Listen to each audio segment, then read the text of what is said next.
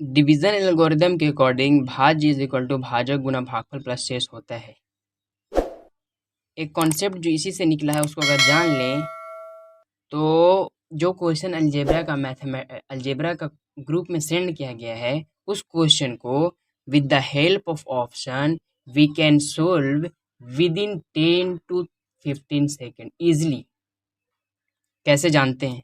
Concept ये है कि अगर भाज्य में से शेषफल को घटा लेंगे तो जो संख्या बचेगी वो संख्या भाजक और भागफल दोनों से कंप्लीटली डिवाइड होगी, यानी कट जाएगी।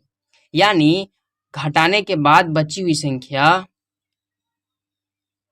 भाजक और भागफल दोनों बची हुई संख्या का गुणनखंड होगा।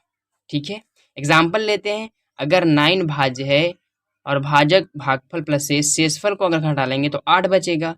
8 जो है वो 2 और 4 दोनों से कंप्लीटली डिवाइड है।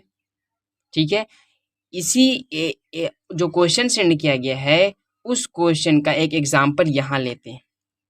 अगर शेषफल के दिया हो, एक क्वेश्चन है जिसके में भाजक दिया हो और भाज्य दिया हो और भागफल नहीं दिया हो, शेषफल के दिया गया हो और पूछा गया हो कि के की वैल्यू निम्नलिखित में के की वैल्यू क्या होगी।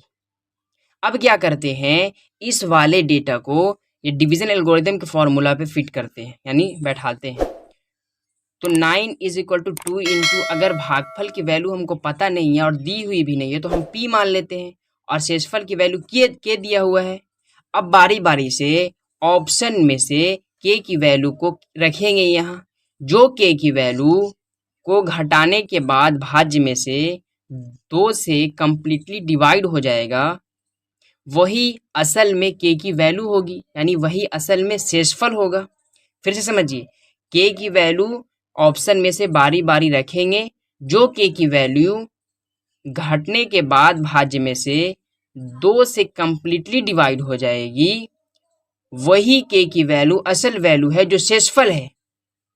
अब चेक करते हैं, k की वैल्यू 1 यहाँ लेते हैं तो ये घटाने के बाद 8 हो जाएगा। 8 2 से कंप्लीटली डिवाइड है, यानी k की वैल्यू 1 आया, यानी k की वैल्यू 1 जो है वही k की असल वैल्यू यानी शेषफल है। दूसरा ऑप्शन 2 लेते हैं, घटाने के बाद 7 आएगा जो कि 2 से कंप्लीटली डिवाइड नहीं हो रहा है। नेक्स्ट ऑप्शन 3 लेते हैं, 3 घटाने के बाद 6 आ रहा है जो 2 से डिवाइड है। तब तो यहाँ पे गलत हो गया। एक भी ऐसा ऑप्शन है जो सेटिस्फाई कर रहा है और 3 भी ऐसा ऑप्शन है जो सेटिस्फाई कर रहा है और बाकी 2 और 4 जो ऑप्शन है वो सेटिस्फाई नहीं कर रहा है। तो अभी एक, चलिए अब क्वेश्चन पे आते हैं।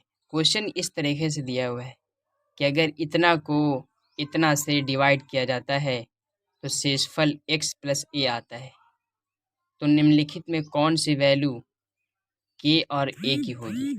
ठीक है, अब उस वाले डेटा को हम डिवीजन एल्गोरिदम के फॉर्मूला पे सेट करते हैं तो कुछ इस तरीके से बनेगा। इतना बराबर भाजक गुना भागफल, भागफल दिया नहीं है तो p मान ले रहे हैं, और प्लस शेषफल, शेषफल x प्लस के है।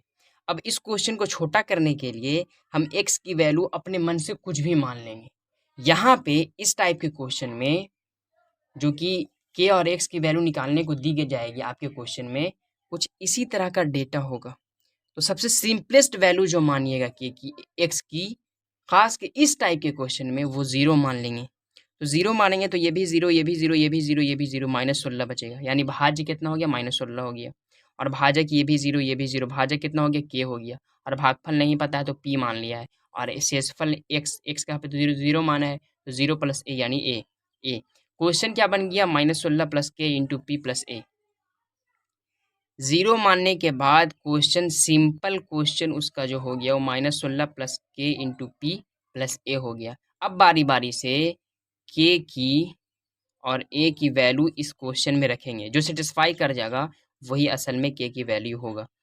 पहले ऑप्शन रखते हैं, 3 यहाँ पे रखेंगे, यहाँ पे -1 रखेंगे तो उधर जा करके +1 हो जाएगा, -15 हो जाएगा, 3 5 15, -5 आएगा। यहाँ देखिए पहला वैल्यू -5 आता है, क्योंकि माइनस आ रहा है तो ये सेटिस्फाई नहीं किया। दूसरा वैल्यू में 5 आ रहा है, कम्प्लीटली डिवाइड हो गया, यानी ये हो सकता है। तीसरा वैल्यू में कम्प्लीटली डिवाइड नहीं हो रहा है, ये भी गलत हो गया। चौथा वैल्यू में कम्प्लीटली डिवाइड नहीं हो रहा है, ये भी गलत हो गया।